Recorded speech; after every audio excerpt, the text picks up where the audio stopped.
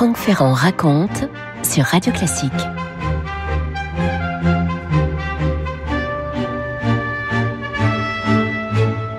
La scène a été immortalisée par le peintre Cesare Dell'Acqua. Elle a lieu, cette scène, le 14 avril 1864, dans le golfe de Trieste, qui à l'époque est sous domination autrichienne. Au bord des eaux claires de l'Adriatique, une foule est là qui brandit les drapeaux autrichiens. Des femmes élégantes, des enfants, des hommes du peuple se pressent pour apercevoir une superbe barque rouge, rayée de vert et d'or.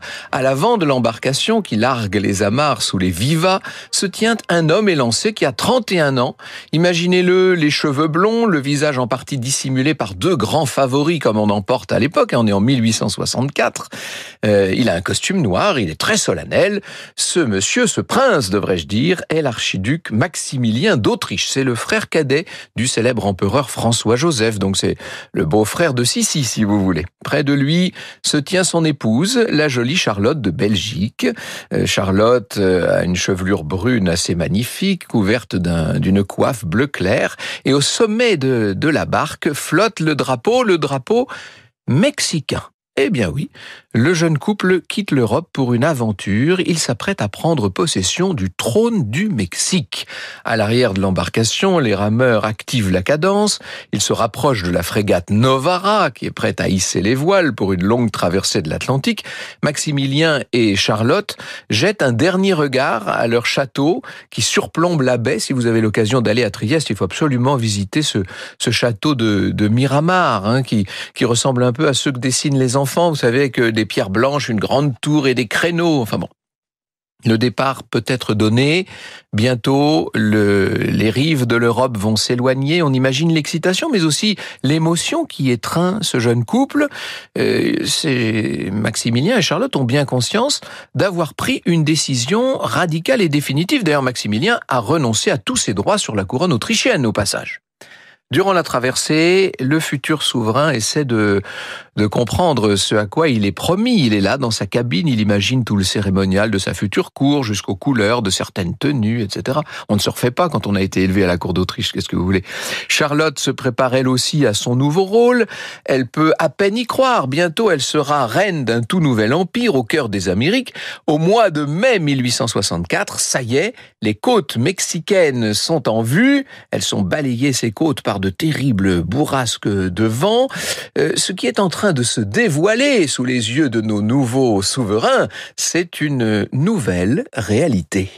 Franck Ferrand sur Radio Classique. Alors, vous vous demandez peut-être, et ce serait tout à fait justifié, pourquoi ces deux jeunes gens issus des meilleures familles d'Europe sont envoyés sur ce trône lointain, un peu inattendu. Alors d'abord, qui sont-ils ? Je vous les représente mieux, si vous voulez. Charlotte de Belgique était née au château de Laeken en 1840, donc tout près de Bruxelles. Elle est la fille de Léopold Ier, roi des Belges. Elle n'avait que 10 ans lorsque sa mère est morte. Son père, Léopold était le premier roi des Belges, bien sûr.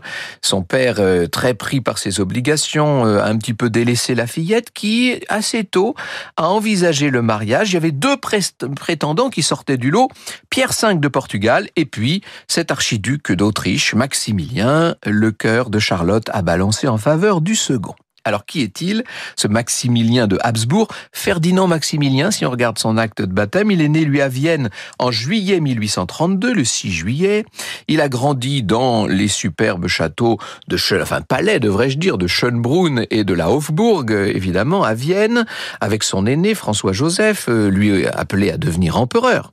À l'été 1857, Charlotte et Maximilien, qui semblent s'être épris sincèrement l'un de l'autre, se sont mariés au Palais Royal de Bruxelles. Et la même année, Maximilien a été fait vice-roi du royaume de Lombardie-Vénétie, un titre qui s'est perdu un peu dans les tourbillons de l'unification italienne. Ça tombait mal. Quand vous devenez vice-roi en 1857 d'une Lombardie qui va devenir indépendante, c'est vrai que ça tombe pas bien.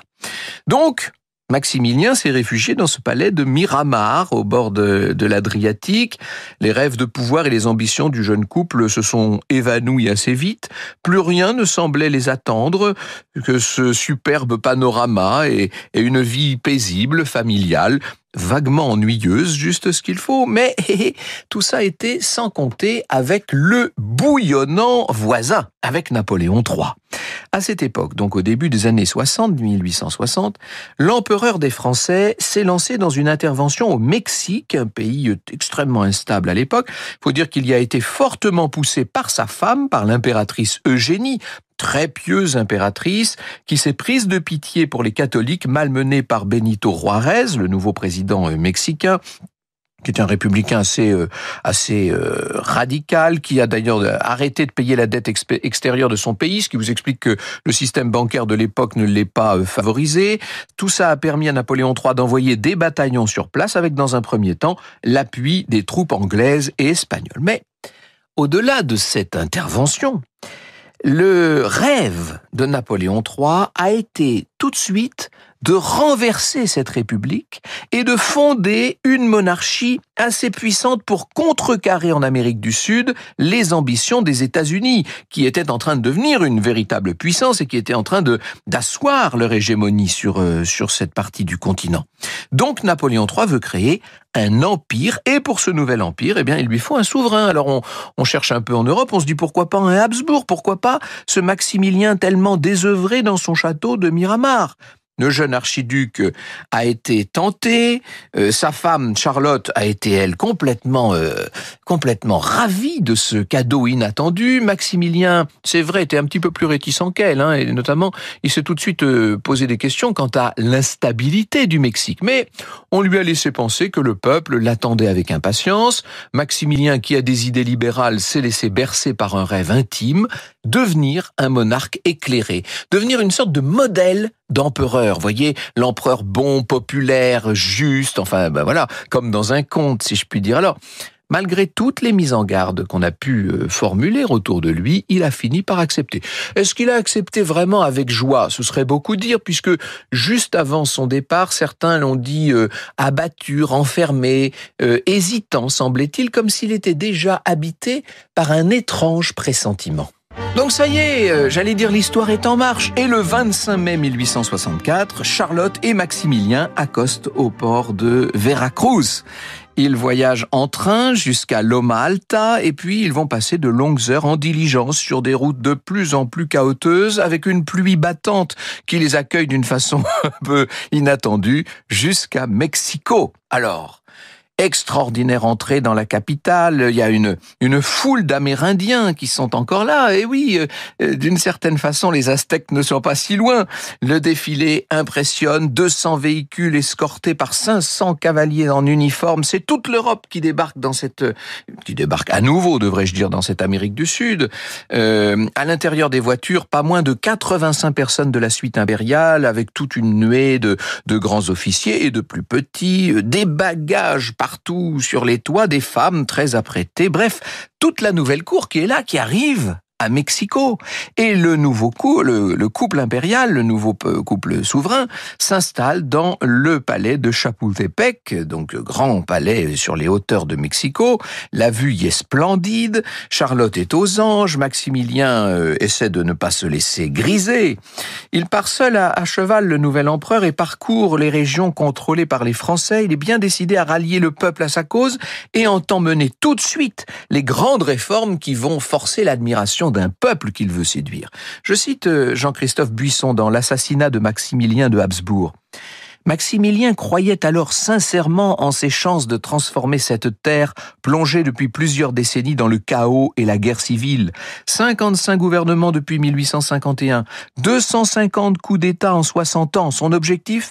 Instaurer un État pacifié et prospère, catholique et libéral, latin et moderne. Quand son mari voyage, Charlotte le remplace efficacement. Elle est peut-être encore plus que lui déterminée à faire évoluer ce pays. Elle y déploie une énergie incroyable et on dit que Maximilien aurait dit « Je suis libéral, mais ce n'est rien auprès de l'impératrice qui, elle, est rouge ». Et c'est vrai qu'elle était incroyable, cette Charlotte. Alors, quand même, très vite, disons-le, les obstacles s'accumulent.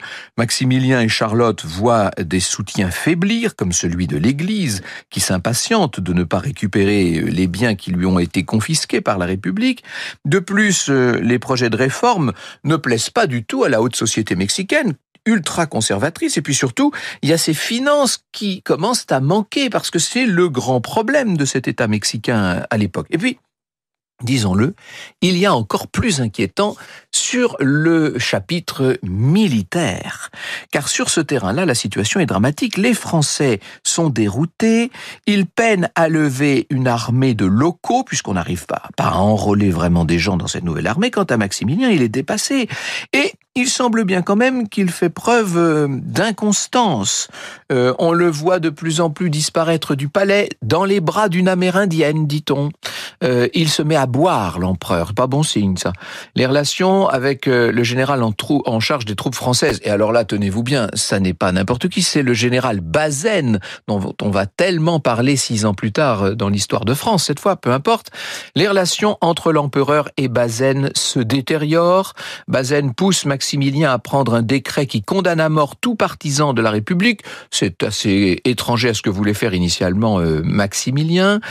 Maximilien en vient à évoquer le départ des troupes françaises. Et d'ailleurs là, il ne va pas tarder à réaliser son erreur. Seulement Napoléon III saute sur l'occasion. Napoléon III, depuis un moment, avait compris que la situation au Mexique était intenable.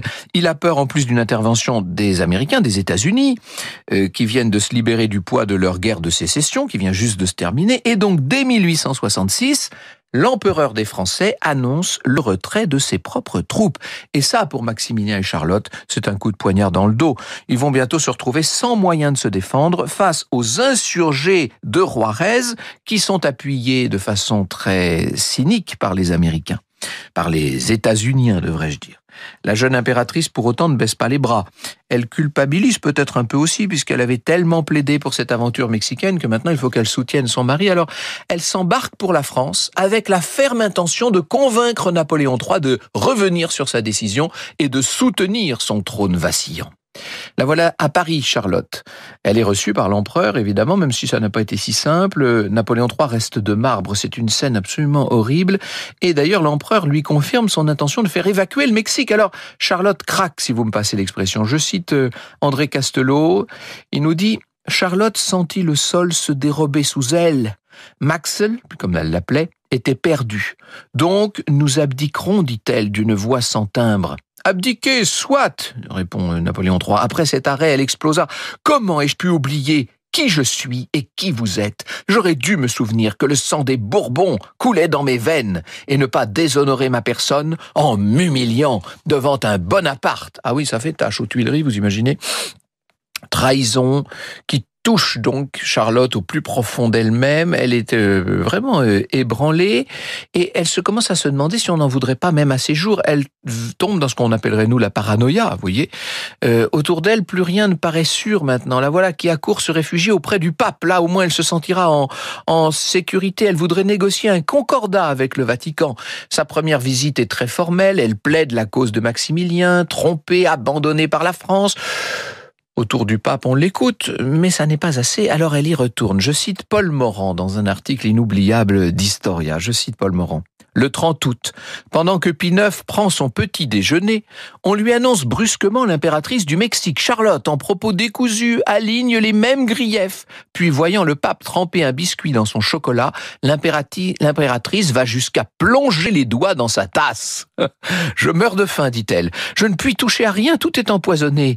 Les gens de ma suite sont soudoyés par Napoléon III, qui veut ma mort. » Elle entend coucher au Vatican. Eh bien, il faudra finalement en passer par là. On lui dresse un lit, ainsi qu'à sa dame d'honneur. Dans la bibliothèque, vous imaginez la tête du pape complètement dépassée par cette impératrice en train de tomber folle sous ses yeux. Et oui, la pauvre Charlotte est en train de perdre la raison. Jamais elle ne rentrera au Mexique, jamais. Au Mexique, où pendant ce temps-là, la situation de son cher mari, Maximilien, devient terrible. Ça, pour l'instant, personne n'a encore le courage d'en parler à la pauvre Charlotte dont la santé mentale vacille et vacille chaque jour davantage. Début 1867, depuis les fenêtres de sa résidence de plus en plus incertaines, Maximilien observe le départ des troupes françaises. Vous imaginez l'amertume qui lui serre le cœur. Il repense sans doute aux lettres, aux encouragements de Napoléon III et de l'impératrice Eugénie 4 ans plus tôt, quand on l'incitait à ceindre cette couronne. Et il peut encore abdiquer, me direz-vous, Maximilien. Il peut rejoindre les bateaux qui s'apprêtent à voguer vers le continent européen.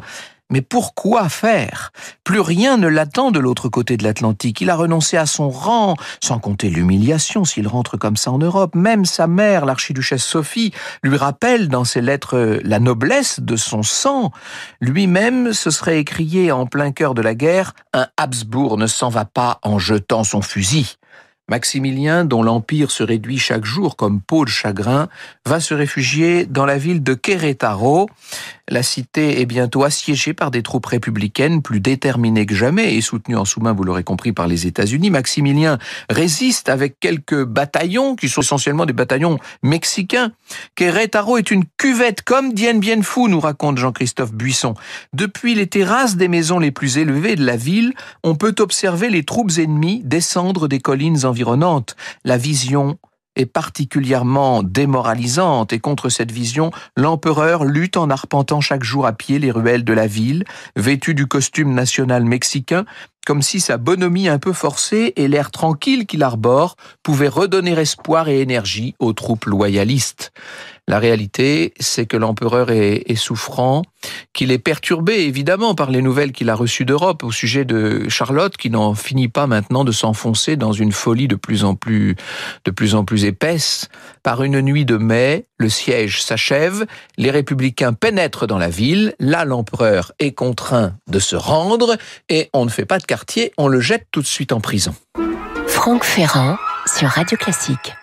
Et puis le jugement ne traîne pas. Maximilien est condamné à mort. Cette fois, de nombreux pays s'alarment pour demander sa grâce. Son frère, l'empereur François-Joseph en personne, est prêt à lui rendre tous ses titres. Ça ne suffira pas. Le 19 juin 1867, des gardes viennent chercher Maximilien dans sa cellule. Au pied du mur où il doit être fusillé, le jeune empereur déchu s'approche de ses bourreaux et tend à chacun une pièce d'or. Il les supplie de viser le cœur plutôt que la tête. Sa mère, l'archiduchesse Sophie, doit pouvoir le reconnaître. Il ne faut pas qu'il soit défiguré. Face au peloton d'exécution, il aurait eu ces mots en espagnol. « Je pardonne à tous, que tous me pardonnent, que mon sang prêt à couler soit répandu pour le bien du pays. Vive le Mexique, vive l'indépendance !» Et là, 6 balles qui fusent. Maximilien s'effondre. Il avait 34 ans, ce jeune exécuté à des milliers de kilomètres de Vienne et des accents des valses de l'époque. Son corps sera rapatrié sur la frégate Novara, la même qui 3 ans plus tôt l'avait entraîné vers ce royaume que tout le monde voulait lui présenter comme providentiel. Quant à Charlotte, me direz-vous, Charlotte qui a 27 ans quand son mari est exécuté, eh bien, pour la pauvre Charlotte, le calvaire ne fait que commencer, je cite encore Paul Morand, et c'est toujours un plaisir. Charlotte avait de longues périodes de lucidité où elle retrouvait ses goûts, son plaisir de vivre, mais pas une fois elle ne mentionna Maximilien. Vers 1868, sa santé s'améliora notablement, on put même lui révéler la mort de son époux, mais à partir de 69, elle sombrait définitivement. Elle s'éteignit le 19 janvier 1927 au château de Bouchard dans sa Belgique natale, où l'on entendait parfois, la nuit, jouer toute seule l'hymne mexicain. Elle refermait le piano comme un cercueil en prononçant ces mots qui résument toute sa vie. Un grand mariage et puis la folie.